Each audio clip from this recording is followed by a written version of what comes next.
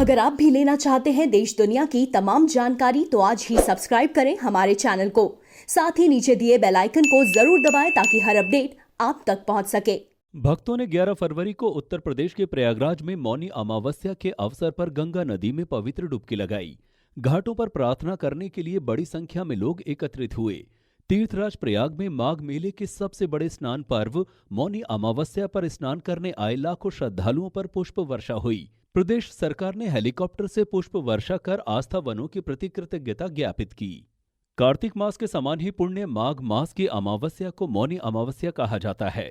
मौनी अमावस्या वो खास दिन है जब पवित्र संगम में देवताओं का निवास होता है।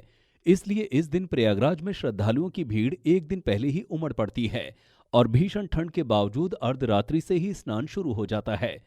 प्रयागराज में साधु संत तो पूरे माघ माह में संगम तट पर ही कुटिया बनाकर रहते हैं और रोजाना त्रिवेणी में स्नान और पूजन अर्चन करते हैं।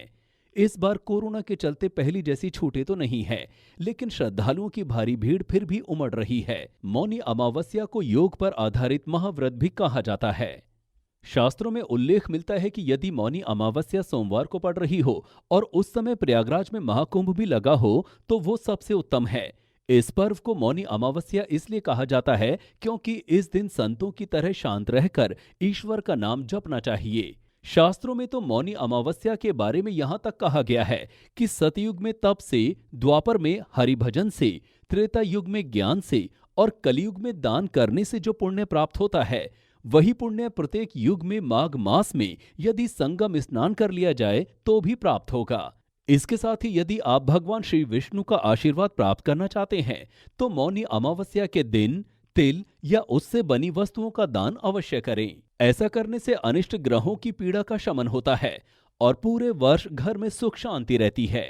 यदि आप पितृदोष का निवारण करना चाहते हैं तो भी ये दिन सबसे उत्तम है। मैं यहाँ मौनी अमावस पर नहाने के स्नान करने के लिए इलाहाबाद आई हूँ।